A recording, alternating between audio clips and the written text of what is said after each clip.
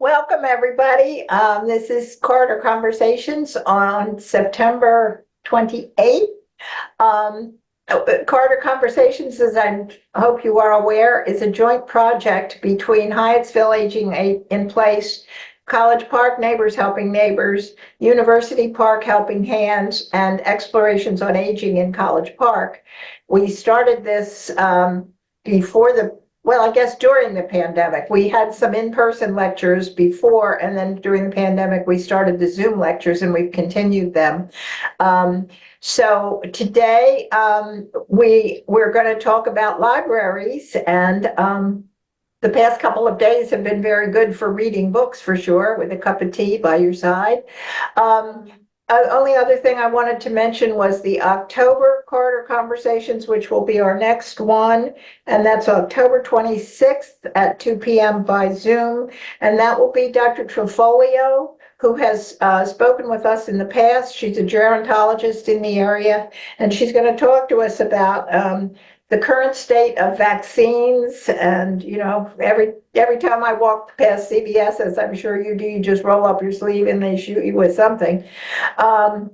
But anyway, she's going to do that, and then how to be your own health advocate, which gets more and more important. But so today I'm delighted to introduce to you Heather Jackson, who is the regional manager for, I had to write them down, Heather, for the Bladensburg, Hyattsville, Mount Rainier, New Carrollton, and branch libraries. And she's a community leader who has an expertise when it comes to, I can't read my own writing, when it comes to adopting library services to the needs of the community, particularly the immigrant community, or in addition. Heather has a bachelor's degree from the University of Texas at Austin, and her master's degree in library sciences from the University of Maryland here in College Park. She's a guest lecturer and speaks broadly on topics about youth services and community outreach. She's published in multiple journals and has received grants to facilitate programming and services for the community. She is a co-creator, and host of a literary podcast, These Books Made Me. So Heather, put in a plug for the podcast when you get in here. So anyway, I'm delighted to introduce Heather Jackson to you, who's going to speak today about more things than you knew your library could do. So thank you, Heather. Well, I'm thrilled to be here today to talk to you a little bit about all of the changes in the library world and all of the things that we offer. A lot of our services sort of fly under the radar. Everyone knows we have a room full of books, but we're really quite a bit more than that these days. So I wanted to make sure that everyone knows what is available to you for free at your local libraries. I will pull up some slides here. And let me get this into slideshow. All right, can everybody see the slides that I put on the screen? Great. Yes. So as Marianne mentioned, I've done a lot of work, particularly with our immigrant community. I'll give you a little bit of background on myself so that some of this makes sense. I grew up in Texas. I did do my undergraduate degree at the University of Texas at Austin. And as with many people, I took a circuitous route into libraries. Public librarians often come to us via non-traditional career paths. Not a whole lot of people do a bachelor's and go straight into library school. There's usually some interim career that they've engaged in. So out of University of Texas, I moved out to Arizona, Tucson, where I did sex abuse investigations for 5 years with Child Protective Services. Loved that job, but once I started having my own kids, the overnights and the ability to compartmentalize got harder and harder. And I thought about, I really like helping people, and what can I do next? And public libraries seemed like a good natural step for me. Obviously, having been in two border states, I did a lot of work with the Latino communities. As you'll notice as I go through the slides, I've tried to make everything bilingual. In case somebody comes to the recording, they'll at least have a visual in Spanish as well. My branches, Hyattsville, Bladensburg, Mount Rainier, and New Carrollton, tend to serve very large Latino communities. So Spanish is heard just as much in my branches as English is. So we really try to meet the needs of the whole community. I do also manage the County Correctional Center, so the jail library. That is out in Upper Marlboro at the jail. But we do a lot of work with reentry for the folks that are coming out of jail. And so we try to connect them to jobs, community resources, and the like. So that's a little bit about me. I'm going to dive into libraries now.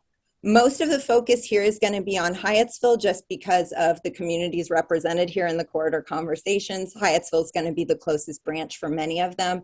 However, Mount Rainier and Bladensburg are also very close to many people. So if those are your home libraries and you want me to speak a little bit more about them in particular, feel free to just put that in the chat and I can address them more directly. All right, so a quick agenda of what we're going to do today. Like Marianne said, we're going to try to break it down a little bit into segments because it's a lot of information. Wanted to give you first an overview of our system and then a little bit about Hyattsville Library, which has seen a lot of changes in the last several years. We'll talk about library cards, the different types of library cards you can get and what those get you, resources that we have here, programs, services we provide, and then there'll be plenty of time for questions. And there's no bad questions. We do a lot here, so feel free to throw anything at me. And if I don't know the answer, I will try to get you an answer because that's what librarians do.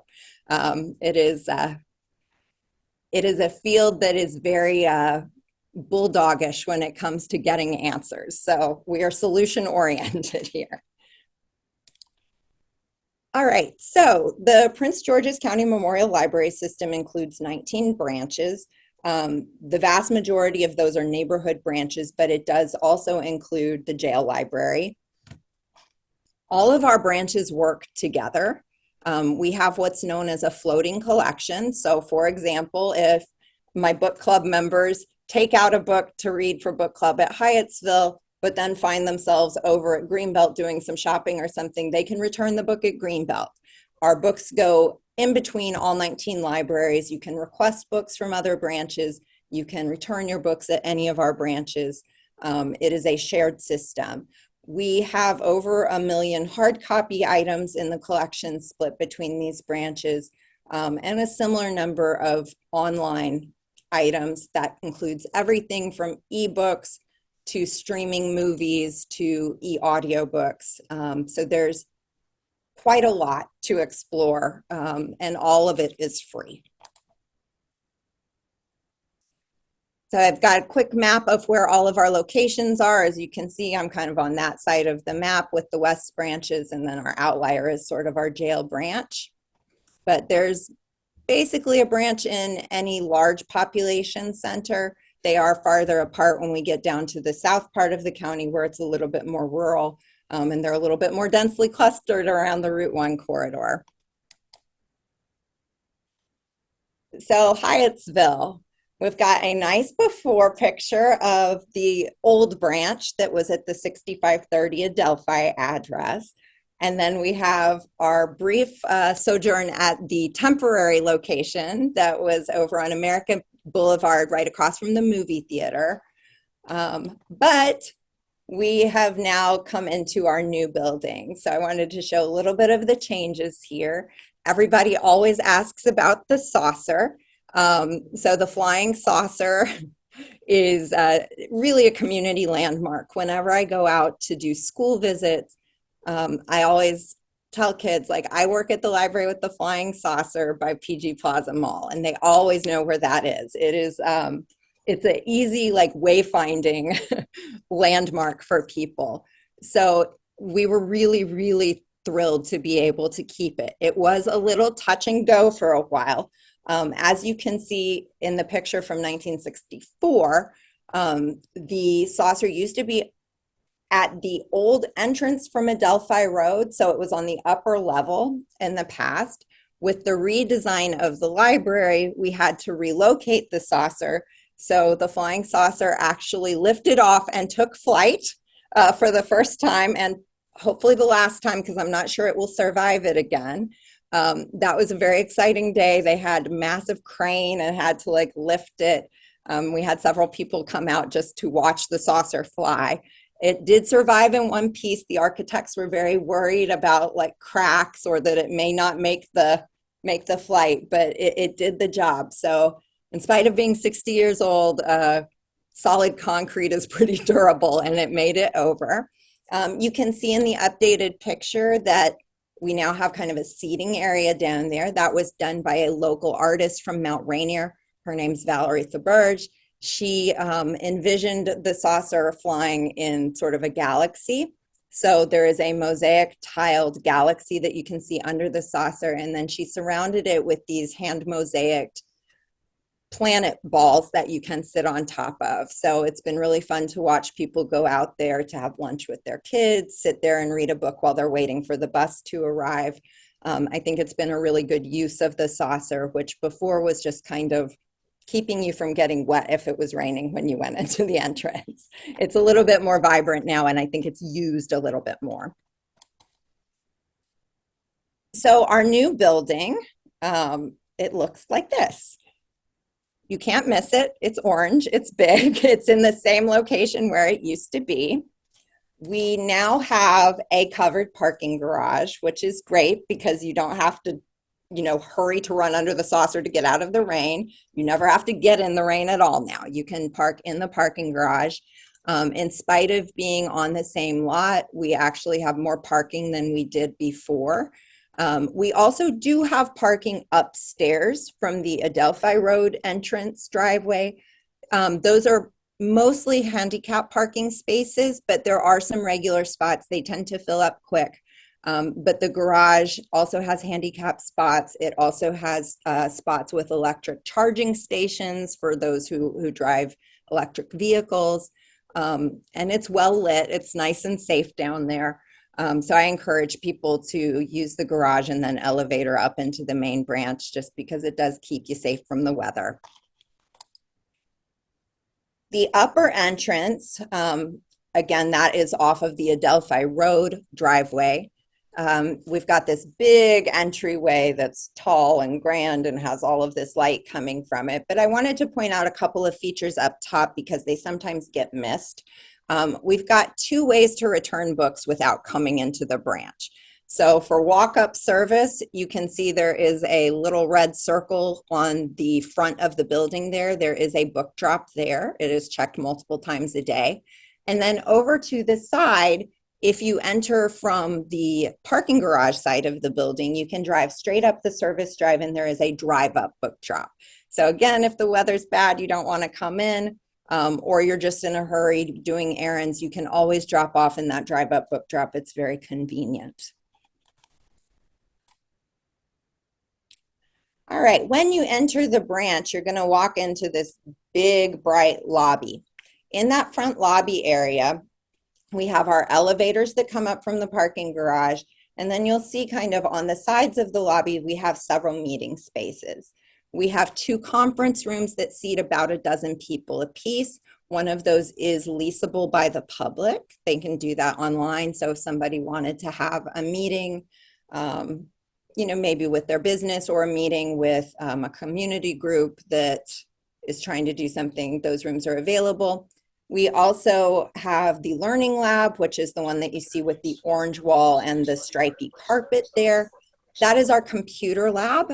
We have a bunch of laptops locked up in there, and so we offer different classes and trainings in that room. We get out the laptops for those. And we have had everything from senior computer classes to our Spanish literacy group, Leamos, meets in there. We also have our English Conversation Club is held in the Learning Lab. And our STEM coding clubs for the kids are held in the Learning Lab. So that's been a great flexible space. Coming up this fall, we are going to have a community preservation day. hosted by Maryland State Archives and PGCMLS. That will also be in the Learning Lab, where we're inviting community members to bring in up to 3 items that they would like to digitize, just for safekeeping and posterity. Those could be anything. You know, I expect we'll have some people that want to bring in a family photograph or a recipe, a newspaper clipping that's starting to yellow that's important to them. But those are the types of things that we will have a very large flatbed scanner for, and we'll be able to help people digitize those items. The Learning Lab is also where we do a lot of our work on an oral history project that we've recently started. We will be expanding that soon, and we should be launching the digital exhibition of that project on our website within the next month as well. In the back there, kind of between the Learning Lab and that rounded outcropping you see there, are 2 large meeting rooms. The one on the right we call our art room. It's furnished with stools and butcher block tables, drying racks, everything you need to do arts and crafts programs. You can see there's it's a little bit blurry here, but there's some art on the wall there. We have really embraced the idea of the gateway arts and try to bring in local artists to do exhibits in there. We have, I believe, 4 upcoming shows that are going to rotate monthly from the Northwestern High School Visual and Performing Arts Magnet students. So they are going to be responsible for those spaces. They were able to do 4 exhibitions in the spring as well that were really lovely. And we were able to both digitize the artwork that they brought in and take oral history from those local student artists, with the thought that, you know, 50 years from now, if one of them is, you know, the new Banksy or something like that, we will have that record of where were they when they were 15 and what were they thinking about and where were they going with their art. So we are really trying to get those local artists involved with the branch. The other meeting room holds up to 75 in seats, over 100 standing room, and we tend to use that room for our large programs, meetings, town halls, anything like that that we're hosting. The area behind there with that kind of screened off section is our cafe area, where we welcome people to bring in food and eat. A lot of our customers spend many, many hours in the library over the course of the day. They're trying to get work done, they're studying, they might be meeting with people. And so they need a place to have a snack, and that's a good location for them. The back of that area has a really fantastic collage that was made by Curtis Woody, who's also a local artist. It is all photographs, clippings from our historical files. I will talk a little bit more about our local history collection, but it's a really beautiful piece of artwork. And people have really enjoyed going up to it and being like, oh, I know that person, or I remember this. And it's a fun collage to spend some time searching through because there's a lot in it. People proceed through the lobby into the main part of the library, and you'll see our information desk. You can also return your books at this desk, but this is where you'll find your librarians and your circulation staff who can help you locate things in the library. Please always feel free to come up to the desk. No one needs to come in knowing exactly where everything is or trying to be self-sufficient. We are always happy to help you locate whatever it is that you're looking for. All right, so that was kind of our quick overview of the library and how it fits into the system. So I'm going to dive into services. And again, if anybody has any questions as I cover things, please feel free to just throw it into the chat, and Marianne or Carter will let me know what questions you have. So here are some of the pictures from our branch. In the upper right corner is our local history room that I'll talk about a bit. We've got folks checking things out, and we've got one of our book discussion groups back when we did a banned book discussion group, and they're meeting in our large meeting room. The best starting point when it comes to our services, because we do offer so very many, is our website. It is at pgcmls.info. I am going to go ahead and share all these slides with Marianne and Carter afterwards so they can be made available to people. And there are links in here so that you have kind of a one-stop to get where you need to go navigation-wise. Our website does offer language translation. So if somebody does need it in another language, there is a widget for that in the top left corner. And we do have a fully built out Spanish language website as well called Su Biblioteca. And that's also in the upper left. On our website, you're going to be able to access everything from our event listings to our online resources, which are numerous. You can also access the catalog there, and you can log into your account if you're wanting to place a hold on a book, for example. I will encourage everybody to get our app. It is very handy. If you have a smartphone, you can actually turn that smartphone into your library card. You enter your account information, and then you don't have to carry another card around in your wallet. You can just use your phone to check out, and it creates a scannable copy of your card on your phone. So some of the services that we offer that I want to talk about today are the library card itself. We actually have multiple types of library cards. So I'll spend a little time on all of those, but you've got your normal adult services card, which allows up to 75 items out at a time. You've got children's cards as well. Those do have to be signed for by a parent or guardian. And then you have a link account, which is our student library card. And then we have strictly virtual library cards. The virtual card, you can access all of our online services. You cannot check out physical items with it, but it's a good option for some of our folks that might be abroad for some amount of time, or folks that just aren't going to make it into the branch necessarily. We have a variety of technology services. We have Wi-Fi throughout the buildings at all of our branches. Almost all of our branches have extenders so that people can access Wi-Fi from the parking lot if they need to as well. We noticed, especially during COVID, a lot of families were needing access to Wi-Fi, but they weren't necessarily comfortable going into the space, but their child still needed to get homework done on the Chromebook for school. So we did make a real effort to extend that Wi-Fi out so that it stretches far enough that people can park and access it if they need it. We have computers here. At the old branch, we had 62 computers. We are now up to 78 here. We have yet to run a wait list for computers here. Those of you that frequented the old branch and needed a computer, you may have had to wait at some times because they did fill up.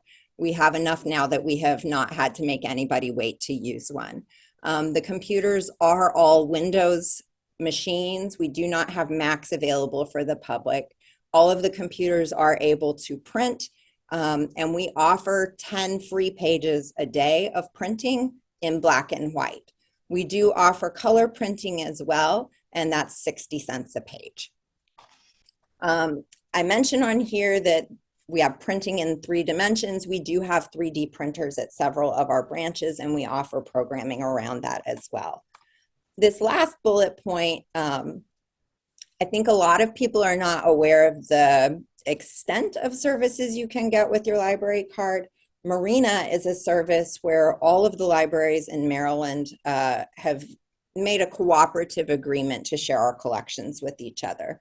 So for example, if somebody was coming into our branch and they were looking for a local history item about a specific neighborhood in Baltimore, so a very niche topic, we may not have it here, but we can absolutely contact Pratt and order a copy, and they will send it to Hyattsville for that person to pick up.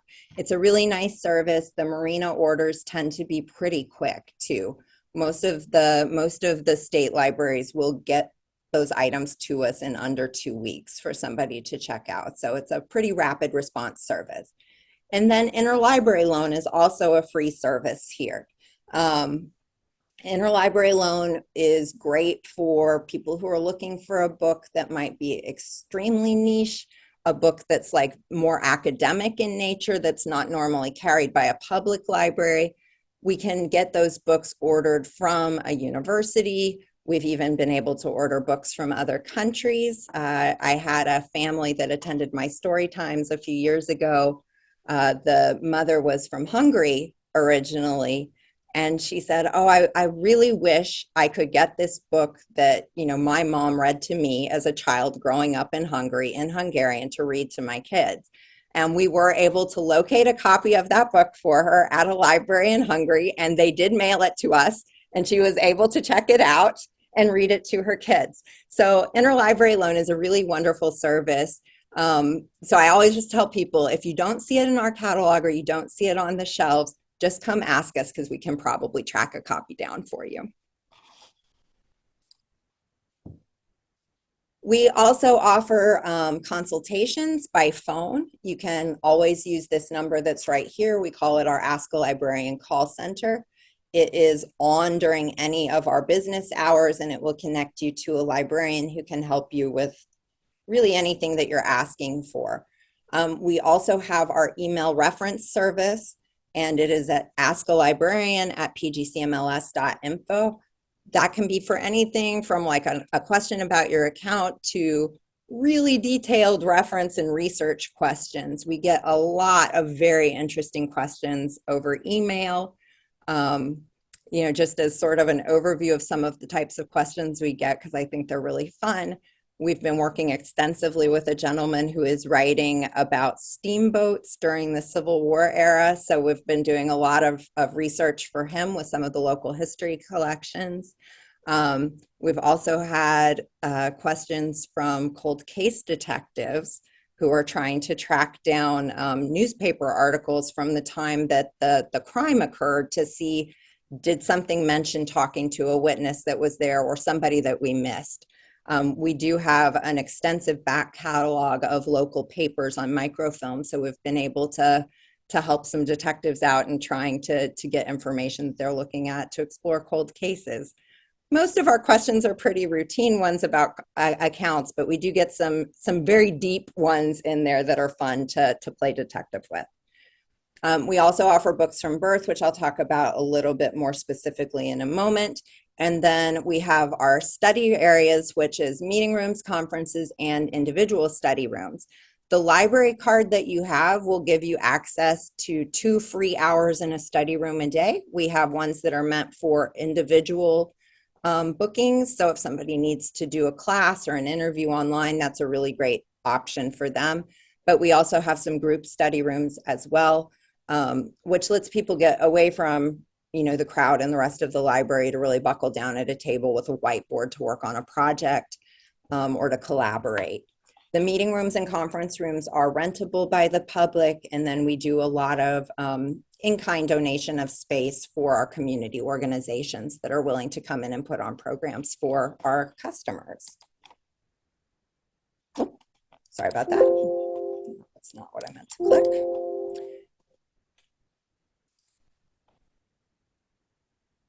With the virtual library card or any of our adult cards or children's cards, you can also access any of our online services, which are fantastic.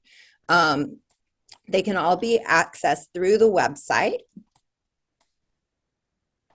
And you can actually, if you don't have a card with us, you can register from home to get that virtual library card as well. So I've given a little bit of a walkthrough of where to find that on our website as well, in case anybody doesn't have a card but wants to get a card. That's a good starting point for it. If you decide that you need, if you decide that you need a full card and want to check out physical items, you can come in with that virtual library card number at any time and we can convert it to a physical card for you and issue you a real one. But that virtual one is perfect for people that really just want to do ebooks or just want to stream movies on Canopy. It works perfectly well for that. You do have to be older than 13 to apply for a virtual library card, but it's a very easy process online. There's just a few drop-down boxes, and then you enter your information about where you live and your personal information, your name, your best contact, and then you'll create a password that will allow you to access any of the things. Those cards become live immediately. So as soon as the form is complete, it will issue the person what we call a pack reg number. and that is the number that will let you access any of our online services. Once you have that number, it will send you an email saying, hey, your card's ready to go. Here's your number. You can use this. And it says it will be activated within 24 hours. It really is instantaneous. So folks are able to just immediately start using that virtual card. If you want to get the full card, you just come into a branch, bring ID with you. A driver's license is perfect for that, but we'll take any form of photo ID to just validate that you're a real person and you're not getting a card under somebody else's name. And then that is something that we offer. Another thing that we offer that a lot of people don't know about is that we are an issuing site for senior Smart Trip cards. So you can come to, not all of our branches have them, but Hyattsville and Bladensburg and Greenbelt in this general area all have Smart Trip cards. You can come in and there's an application that you fill out that we process for Metro. And for $2, you get the Senior Smart Trip card. And then that gives you a 50% discount on all of your fares going forward. That's for Metro. It's for any of the WMATA buses. It's a great program. And we have those cards in stock at Bladensburg and Hyattsville today if somebody wanted to get one. Another service that we offer that a lot of people don't know is an option, our one-on-one appointments. We call them My PGC MLS librarian appointments. And this can be anything from tech help to even like a research collaboration. So we'll get people that say, hey, my family got me this new smartphone for Christmas and I'm going from like not a smartphone and I don't know where to start with this thing. We'll say, bring it on in and we'll sit down with you and help you get it set up and get going with it. We'll have folks that need to learn to do a specific task on a computer and we can offer instruction with that. But it is that like one-on-one time with a librarian. So you get that dedicated help in a safe space. It's, you know, more private and you get more dedicated attention. A lot of folks with Hyattsville will request these to do research, usually on genealogy. And so if somebody wanted to do some exploration of their family history, we would connect them with one of our special collections librarians, make an appointment. They can walk you through how to use Ancestry. They can walk you through how to use our local history collection or the microfilm machine to do research. Link cards, I won't spend too long on these, but it's really important to know that all PGCPS students already have a library card by virtue of being PGCPS students. They just use their student ID that can be found on their report card or in their online portals, and that serves as their library card number. So if we have a student come in here and they want to check things out, but they have no parent with them, they don't have a card, we say, hey, do you go to a PGCPS school? We'll look them up and they'll be able to take things out. I always tell people that the link card is like a learner's permit when you're learning to drive. You can't do everything and you can't do it all by yourself, but it lets you do a little till you get your legs under you. So the link card allows students to take out 3 items at a time. It is impossible to get a fine or a fee of any kind on it. So it's a very safe card. Their parents don't have to sign off on this card. That's been really critical for us because for many years we were seeing a real barrier, especially in our immigrant community, where parents were very reluctant to give their information. Maybe they weren't citizens. Maybe there was some fear because this was like a government entity. And so having all of the children already have access to that really shortcut around that. It got us past some of the fear and the barriers that people were having in using the library. So we've just made it a lot more accessible. With Link or a virtual card, if you are trying to use it online, it will ask you for a PIN number. You'll set that up for yourself if it's a PAC-REG card and you're doing that. If it is a full access card that you're using virtually, we initially set that as the last 4 digits of the telephone number if you provide one. And then that's something that you can change to whatever is easy for you to remember. But we are, as librarians, we're very big on privacy and data security.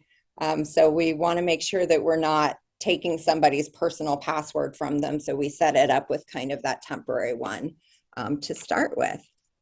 We also offer a program called Books from Birth. I don't know if anybody in here has any grandkids under the age of 5, but this is an absolutely great program. It's completely free to families. They register for it, and it will send a book in the mail to their child every month until basically they go to school. So if somebody signs up their child as soon as they're born, they're going to walk away with a 60-book home library.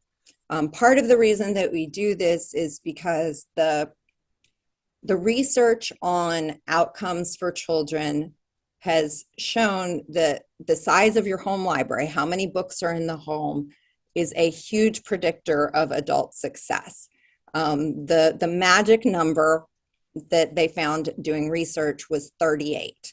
So for children who had more than 38 books in their home, those don't have to even be children's books, just it's a culture of literacy in the home. The outcomes for those students were way better. They were less likely to go to jail. They were more likely to go to college. They were more likely to be employed as adults. So we know this is really, really critical. And again, if you're living paycheck to paycheck, for instance, books are probably low on your list of things to purchase. You're thinking about food, you're thinking about paying the rent, you're thinking about paying the bills. So we want to make sure that that's never a barrier for families to getting books in the home for their children. So this program also allows you to pick between English or Spanish. So our Spanish-speaking families are able to pick Spanish-speaking books to be sent to them every month if that's their preference. You can do this remotely and sign up yourself. If anyone's having trouble with it, though, we just tell them to come in and we will walk them through the process so they can get signed up. We have our local history room, the Prince George's Room. It is focused on Prince George County history. We have a lot of different things in there, everything from some rare books to our microfilm collection of newspapers. We also have genealogical journals in there and a reference collection. This room also doubles as a really nice quiet study room. So a lot of our customers just like to go into the room to read or to work on something quietly. It is unlocked all the time. For those of you that remember the old branch, you had to ask somebody to let you into the Maryland room, and then it kind of felt like it was not for everybody. We really wanted to make sure that this was an open space that people were using, and we've certainly seen an uptick in use since we made this an unlocked space. We do have a microfilm, microfiche reader in the room. We're always happy to offer some instruction if someone hasn't used one in a while. I know that we don't see these very often anymore. But we do have an extensive collection that's on microfilm or fiche. So we really encourage people to use the reader and to get into that microfilm collection. The most popular resources in this room are definitely the microfilm. That back catalog of local papers is extensive. It goes back to pre-Civil War papers.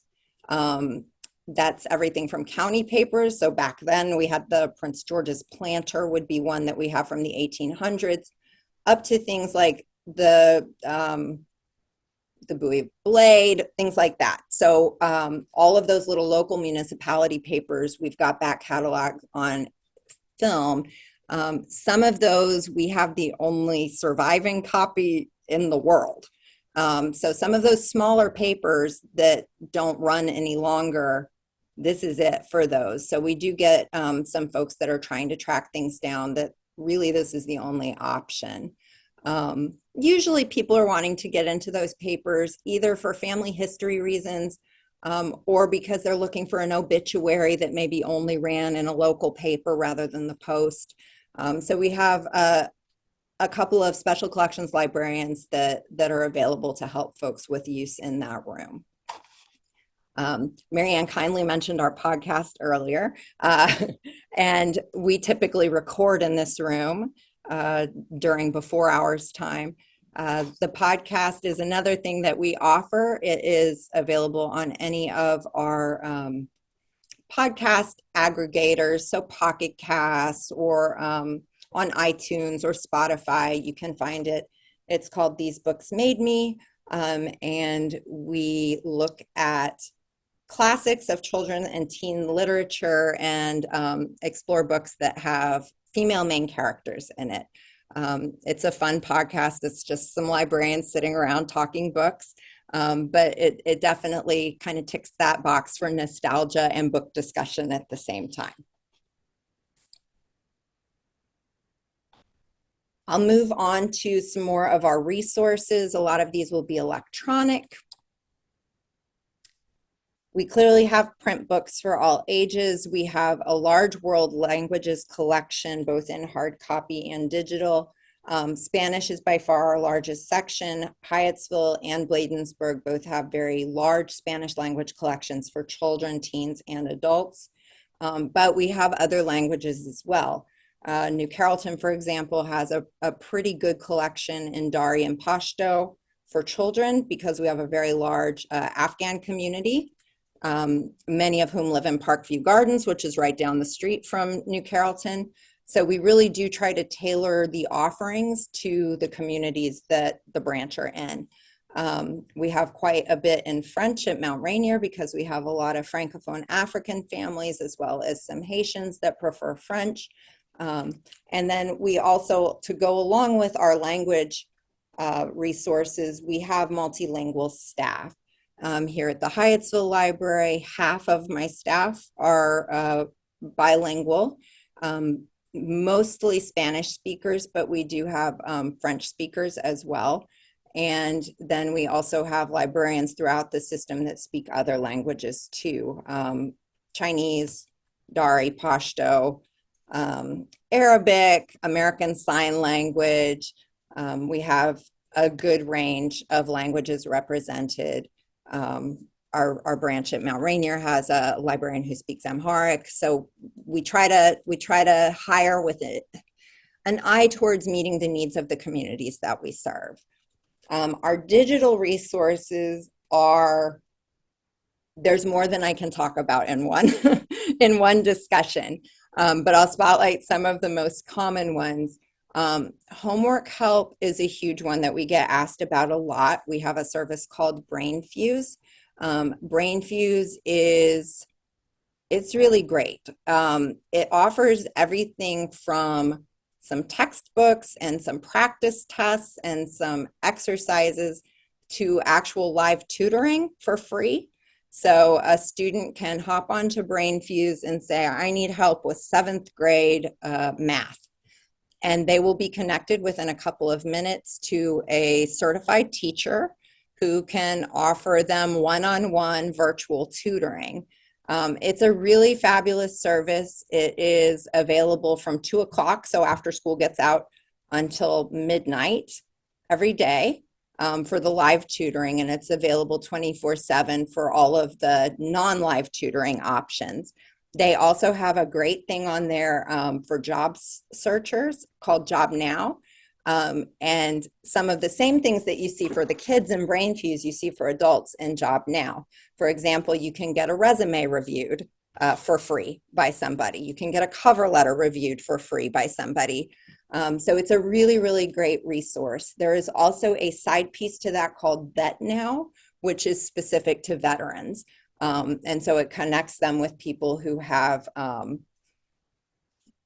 specialization in working with veterans and the workforce. So trying to help them get jobs after they leave military service, for example. They can also help connect them to other services, help them sort of troubleshoot issues if they're having problems with the VA and healthcare and things like that. So it's a really lovely platform with a lot of different offerings on it. Totally free with your library card. You just need your library card number from the back of your library card. plus your password that you've set up, and it will let you access all of that. Our language learning software is also extremely popular. We have two different ones, Mango Languages and Transparent Language, that are available remotely. Both of these are somewhat similar to a service like Rosetta Stone. So you are able to select which language you want to learn. And then it has a series of exercises, videos, audio options to help you practice and learn the language. There are also assessments in there so that it's tailoring your path to where you're at, because you don't want to, like, maybe you took Spanish in high school and you know a little bit, but you don't want to start from like square one because you have enough. It won't start you at the very basics. It'll assess where you're at and then go from there. We also have a variety of databases that are accessible. Gale and EBSCO are two of the big ones, and under their umbrellas, there's lots of really beautiful databases in there. We have everything from databases that are specific to different cultures. So we have a wonderful African American history database in there. We've got databases that look at academic journals, full text on newspapers from around the world.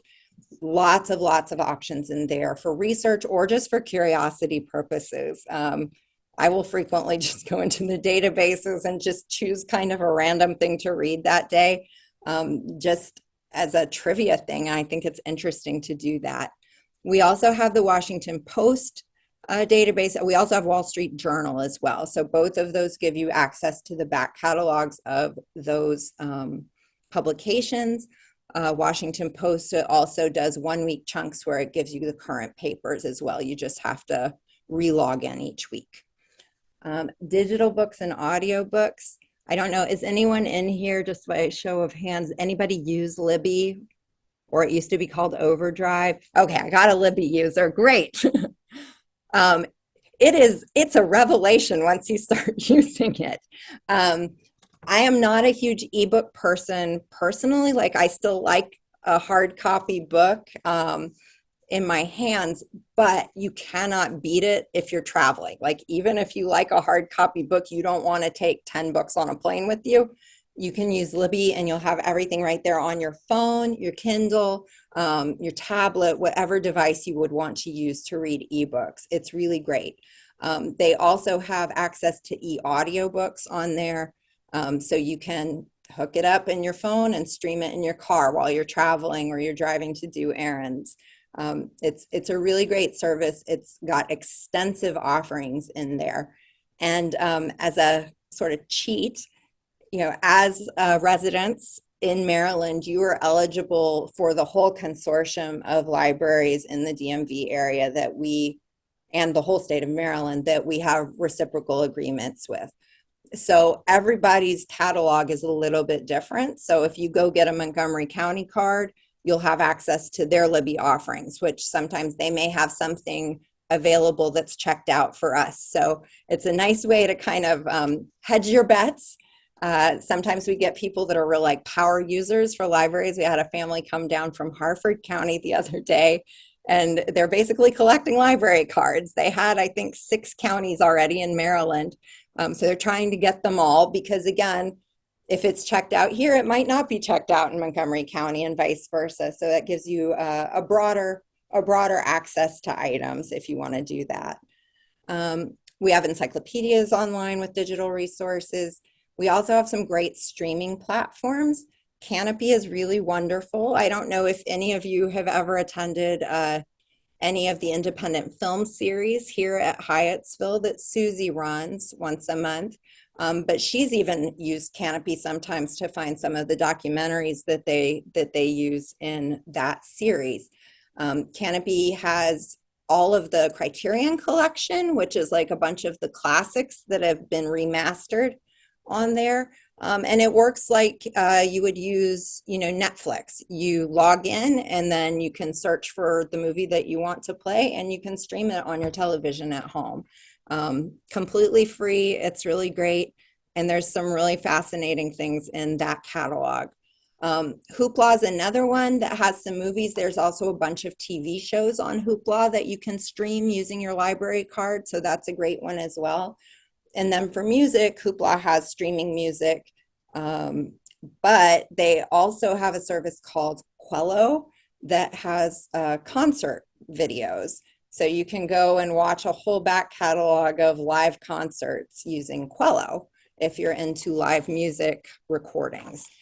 So just some really great services that are all free with your library card that you never have to leave your couch to use. They're just right there at your fingertips. We have a lot of work-related resources as well. We have an entire microsite on our webpage that is dedicated to workforce and community development. And we work with everybody from teens looking for their first jobs to retirees who say, hey, I think I'd like to find something part-time or return to the workforce. We've got a whole lot of resources on that front. We also have recently opened 2 spaces at branches, Beltsville and Largo, that are workforce development centered. The one at Beltsville is focused more on job training, job applications. The one at Largo is functioning more like a WeWork space, so small businesses, entrepreneurs can come there to work in the commons area there. We have a variety of citizenship resources as well, and we've got a dedicated site for that as well. It's a high need thing in our community for sure. Language learning, I talked a little bit about Mango and also about transparent language, but we also have in-person and virtual classes for language learning as well. We've got our English Conversation Club, French Conversation Club, Spanish Conversation Club. We also have classes in different languages.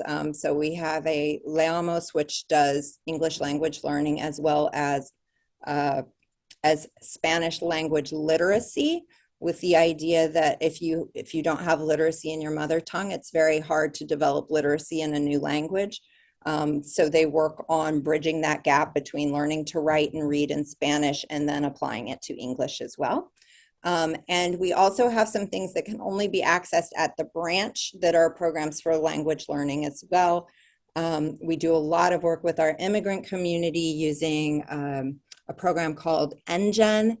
Our coordinator for that is at our Bladensburg branch, and that is an English language learning platform that is job focused. So if somebody is wanting to work as in a medical office, their classes in that platform are going to focus on medical jargon, answering the phone at a doctor's office. What kind of language do you need to know in English if you're training to be a phlebotomist?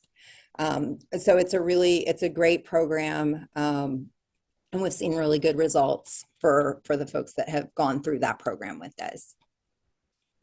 Our catalog is available online. It is accessible from anywhere. You can easily search for what you want. There are all sorts of filters you can use. So if you, for example, said, I want a book in my hands today, you can narrow it down so you're just searching for what's in stock at Hyattsville that day. You might not want to go all the way to Bowie that day to pick up a book, so you want to limit it so you know what's there when you come in. We are also always happy to help people locate things via phone. So if you just call and say, hey, I'm looking for this at this branch, we'll take care of that for you. But the catalog is also, you can filter by the media type as well. So for folks that need an ebook, they can filter it to just be for ebooks. For folks that absolutely do not want an ebook, they can filter it to just look for hard copy materials. It's a pretty user-friendly catalog as far as it goes. Our online resources can all be accessed through our website under online library, online resources. And then it will give you a whole big list that you can click little buttons for based on what type of resources you're looking for. So if you're looking for language learning, you click the language learning button and it'll just show you those. If you're looking for genealogy, you click that and it'll just show you those. Some of the ones that we have, I've mentioned already, Mango and Transparent Languages. We also have Creative Bug, which is great if you are a crafty person or an artistic person. It is tons of video classes. So if you want to learn how to knit, there's a beginning knitting one that will show you how to cast on and get started. There's some cooking ones. I mean, there's really like everything in Creative Bug. It's very extensive. People really like it because you can see somebody's hands doing the activity, which sometimes is an easier way to learn a craft than a book is. We also have Hobbies and Crafts Reference Center, and that's an EBSCO offered thing, and that has patterns, instructions, books, all related to hobbies and crafts. So if somebody wants to start woodworking, they'd be able to find an introductory text in there to use. And I've included links to the tutorials in there for each of those as well, because all of these are, you know, proprietary software, so they all look a little different, act a little different. So if anyone needs help, those tutorials are there for that reason.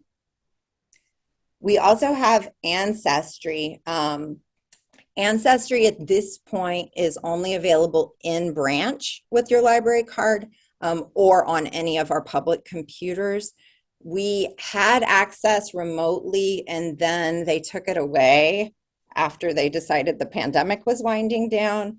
We are hoping that they will negotiate to put that back. There are several libraries that are working on that, but that is why I have that note in there about when the home access ended. Ancestry is great. You can look up so many things in there, everything from documents, you know, you can find a death certificate in there, you can find an immigration record. If, you know, your family came over to Ellis Island, you can find that in there. Census records, family trees are in there. It's a really great service for anyone that's trying to do family history or genealogical work. Chilton, we used to have these like in hard copy. We don't anymore. They're tremendously expensive, but we do have them available electronically. These are manuals that people use for their cars, and it's almost every car that's ever been made. I've never had somebody throw me a vehicle that I couldn't find a Chilton manual for. And then LinkedIn Learning is really great. They have a whole variety of classes in there. They're all free to use. And that can be anything. There's everything from like computer basics to like, how do I write a business plan, to learning how to do Python coding. It's got everything. There's over 10,000 different courses in there that you can access for free. Comics Plus, for anybody that likes comics or graphics novels, is like a really great service as well. So they make sure that those are rendered full page and they look a lot prettier on your tablet or whatever you're reading on than if you get them through a non-comics dedicated site. And then the great courses, I don't know if anybody remembers, these used to be at the old branch downstairs in the periodical section. They were in these big like plastic containers and they had a book in there with them, and it would be like a billion CDs about, you know, ancient Rome. All of those great courses are available now via Libby, which is great. So you can listen to these wonderful lectures on a variety of topics by experts in those fields. It's a really great, I love the great courses. If you just need something to listen to while you're doing housework or something, they're super educational and there's some really interesting ones in there. And then we've got Hoopla. I touched on that briefly. IndieFlix and Canopy. These are our primary ones for streaming movies, music, TV shows. They're really great. Canopy also includes access to visual presentations of the great courses. So if you're into those, you've got two options there. And we talked about Quello as well. This is primarily full-length concert videos. And then, of course, our programs. We offer so many virtual and in-person programs, everything from story times, homework helps, senior computer club. We have a little bit of everything. There's always something going on here. You know, today we had story time, then we had beginning guitar with Archie Edwards Blues, and then we had intro to blues singing. So, oh, and we also had the Estudios program, which was a bilingual program about doing FAFSA admissions, things like that for Spanish-speaking families. So that's just one day at just Hyattsville. So there's always something happening. To find out what's happening, you just go to events on our webpage, and then you can filter by dates. You can filter by the type of event that it is. So if you only want to look at things for adults, you can do that. If you only want to look at arts and crafts programs, you can do that. And you can even create your own brochure that shows you what's coming up for the month on there. It's a really great events page, very easy to use. Most of our programs will have this register button on there, but a good many of them don't require registration. So I encourage people to use it anyways, just to be safe. But most of our programs, if you show up, we will let you in. Again, we have a whole variety of event types, and you can just click on and off the types of things that you want to see. So it's only showing you the things that you would be interested in. And that is the end of my presentation, and I am ready for questions if you have any. But again, I'm just really grateful to be able to present to everybody. I'm a real library zealot, so I think I do a lot of evangelism in the community about what the public library can be to people, because, you know, there's so many spaces that charge you to be there, and we're one of the few things left where you don't have to pay and anyone can come. So we want everybody here. We want everybody to use our services. You pay taxes, that's what we're here for. So please avail yourself of anything that we offer, and please let us know how we can help you access those things. But yeah, questions if anyone has them. That was terrific. We did get comments in the chat how amazing that, you know, we don't have to go anywhere but the library. Yeah. It's just terrific. But one thing I wanted to just add for the Hyattsville Library, I don't know if this applies everywhere else, is the wonderful fireplace. Yes. You can sit in a big comfy chair in front of a fireplace. Maybe you can't take your cup of tea in there, I don't know, and read a book. It's just amazing. Yes, it's great. And we will absolutely let you have your cup of tea if it's in a covered thermos, and then you can do that. The fireplace is, yeah, exactly. The fireplace has been such a draw for people. It's two-sided, so you get it out in the adult section of the branch, but the other side of it is in the Prince George's room. And early on, after we had reopened, it was so cute. I found a couple in there on a date. They were just sitting in front of the fireplace talking. It was delightful. Where can you go on a date for free? The library. For that as a service, you could have library Tinder or something, you know. Well, we did do, one of our staff here, Maria, did a senior speed friendship program a while back that was like speed dating, but it was just to make friends and connections. And it was so great. We had great turnout, and some of those folks are still like meeting up here and stuff. It was really lovely. Heidi, a number of questions focused on whether or not you accept donated books. I presume ordinary books, but also reference books. Somebody referenced books from the David Driscoll that I'm not sure if they stole from the David Driscoll Museum, and like craft books, like knitting books and stuff like that. Sure. Let me take these one at a time, because there's going to be a different answer for each of these. So book donations, yes, but it depends on the branch. So several of our branches have bins for Discover books. Those are really the best. For a lot of times people will say like, oh, I have all these books to donate, and it's pretty clear they got them out of the attic and they're all kind of like textbooks from 1965. Those can go in the Discover Books bin. For books that are a little bit higher value or more current, some of our branches do still have bookstores and book sales.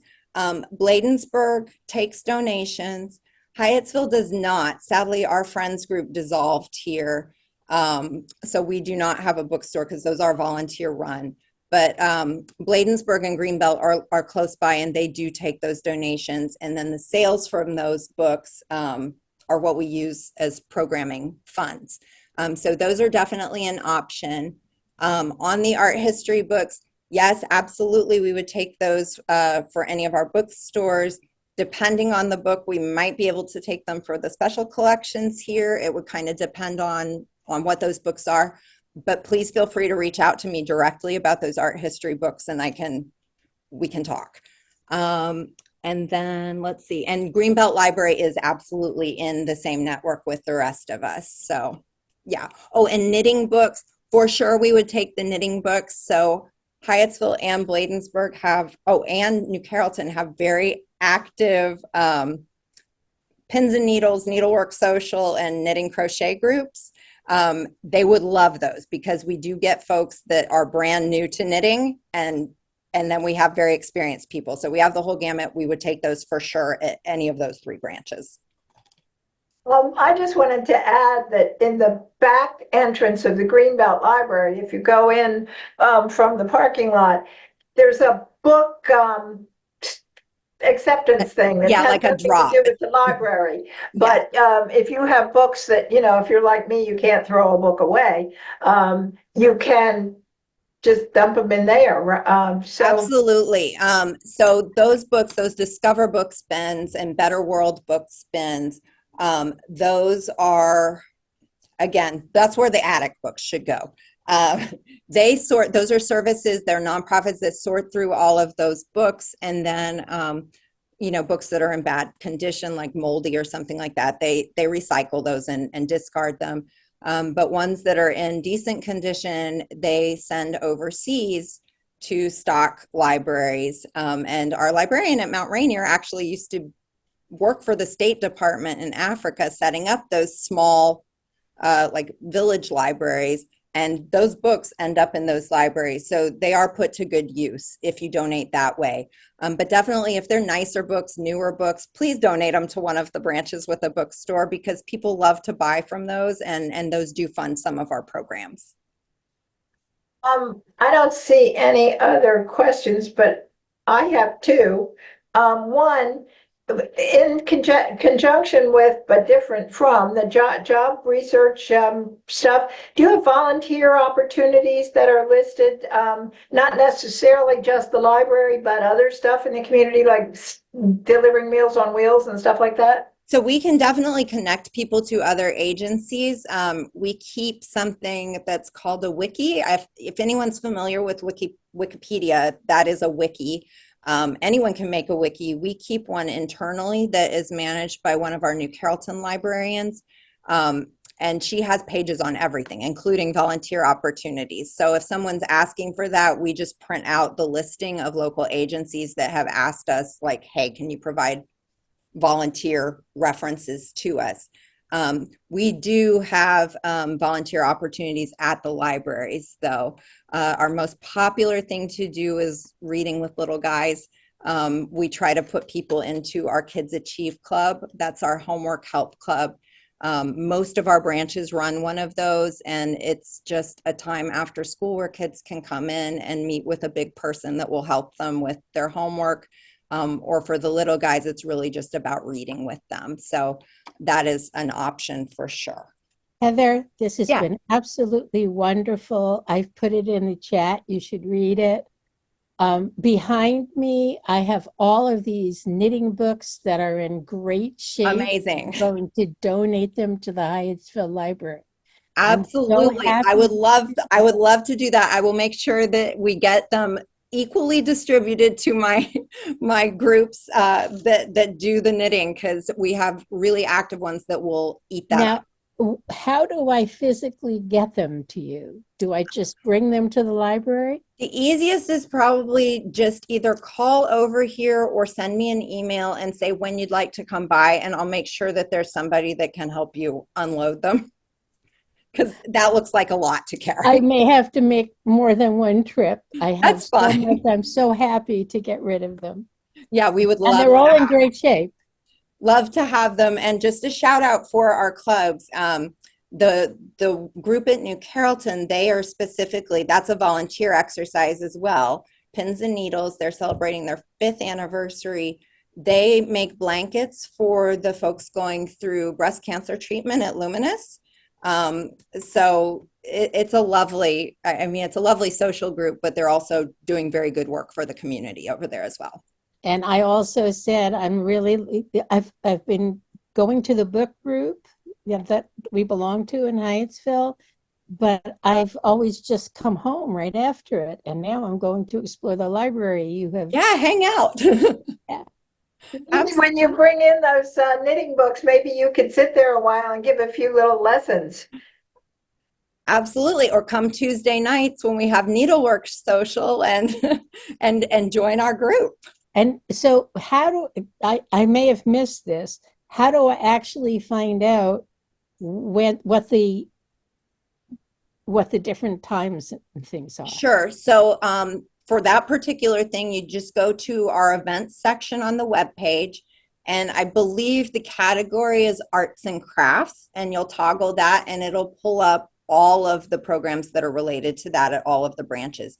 You can narrow that down if you only want to go to, 1 or 2 different locations, but it'll pull up everything that's available for programs for that. So for these 3 branches, it's a weekly thing, but they all do it on different days, times, evenings. So I may have missed this. I'm old. How do I actually get to the web page? Oh, sure. So it's just at pgcmls.info. And there's a link to it in the slides. I think Carter's going to send out. Okay, terrific. As well. Thank you, Carter.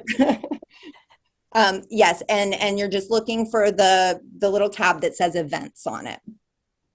But also just feel free to call us. Like anytime, just call and say like, when's the knitting group meeting? And we'll look that up for you. You don't have to do the legwork unless you really want to. Heather, we have Carter has an interesting question with a Sure. point. Oh, that's a great question. About the art, yeah, in the different libraries. Yeah, that's a really great question. So because we are county connected, there is actually a mandate that any new construction or renovation that meets a certain criteria in the county has to integrate public art. So we work with Rhonda Dallas at the Arts and Humanities Council for the county. When we have a new building coming up, they issue a call for submissions, and then they select the artists from the submissions they receive with a focus on local artists being part of it. So for example, Valerie Thaberge did the area around the saucer. That's all mosaics. She does tile work. Curtis Woody did the big collage mural that's here inside the branch. New Carrollton has, I'm going to not say this right, Alan Binstock is the artist. He's also local and lives on the Route 1 corridor. He works with, it's acrylic sculpture, basically. So if you go into New Carrollton, there's this massive mobile, I guess, that is made out of colored acrylic and metal, and it's beautiful. Bladensburg, they have a very large piece that was done by Washington Glass Studio, which is also just right down the road. It's my personal favorite of all of them. I think it's stunning. Like, it's worth going there just to look at this glass piece because it's really beautiful. And then Mount Rainier, tiny little Mount Rainier even got something. The whole interior of that branch was beautifully muraled by a local street artist whose name is Sita Sadali. And she actually grew up and lives in Hyattsville. So, and you may have seen some of her work on the sides of buildings in like DC, because she's a pretty prominent muralist now. So yes, all of the recently renovated or new buildings have public art integrated into it. It's an incredible piece. Like, I just am transfixed by it sometimes, because every time it looks different in different light, and it's just stunning. I heard at one point that Mount Rainier, and I suppose now it extends to Hyattsville, have the largest collection of Maryland artists in the state. Oh, Like, not I their work, but they actually live of here. human beings. Yes. Rhonda has said that as well. So I think that is correct. I think that they did actually determine that. So Yet they had the wonderful mural on the side of Penny Royal Restaurant done by an artist from Colorado. oh no. I know, I know. Oh, well. Somebody said that her daughter did an internship with the Glass Studio and That helped was with mine. oh, you? That Okay. was Celeste. Yeah. Well, I knew you were pushing that glass work, so that's just terrific. And Carter, I remember helping Celeste get books when she was little at the old building. Well, she is an invertebrate library user, has multiple cards, and including one from Ireland, since she did That's a study awesome. abroad there. That's really great. That leads me to the question on books at birth. Mhm. I was thinking, what a great gift to give. I mean, you're not spending anything, but But to sign 'em somebody up. rather than a knitted baby blanket or something. They're free books and the kids keep them? Yes, as long as somebody lives in PG County, then they are eligible for it, and it will send them. And I guess I should put asterisk on that. If it's a military family that is from PG County but stationed overseas, we have a way to work with them as well and send if they're stationed like in Germany or Japan or something like that. We've been able to coordinate that for them in the past. But it's just that residency. And if you have family members that live outside of Prince George's County, there are a lot of other library systems that do programs like this, so we can help connect to those as well. And Dolly Parton has that big program Yes, too. so that she- this is all, it all runs through the Imagination Library. So these are all affiliates to that.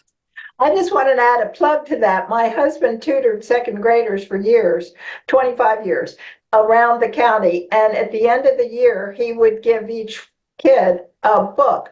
And it was like Christmas. These children do not have books and access. And it was, it was the simplest thing for him to do, but made such an impact. So I just think that's a terrific program. Somebody asked about if there was a donation box yes. at New Carrollton. There is a bin at New Carrollton. It might be full right now. We were earlier this week contacting them about doing a pickup. So if it is full and you go like today or something to drop it off, feel free to just run it into the branch and we'll take care of it once they empty it, because I'm not sure that they got out this week to clear it. But yes, it's kind of at the top of the hill at the parking lot at New Carrollton. So you can drive right up to it. You don't have to like schlep the books everywhere. Did we get everybody's questions? Sharon? I may have missed your answer because my phone went out just as you ended but I was wondering, do you have any connection with the Driscoll Center and all of those books that are published over there? And I have a collection of Black artist books that have very rarely cracked the spine, but I wanted to make sure that somewhere there might be a place where I could offer them as a resource. So I'll take that kind of piece by piece. With the Driscoll Center, we do not have a direct connection with them. However, we have done, we have reciprocity with them through interlibrary loan. So we have been able to get materials from them for customers here if there was difficulty for them accessing that. With regards to your books, I would certainly take them, but I would love to talk to you more directly about it because I don't know that they would get as much use here as they might get elsewhere. And my gut would be to connect you with Dr. Hendricks with the Visual and Performing Arts Magnet at Northwestern. They would definitely make use of those there. And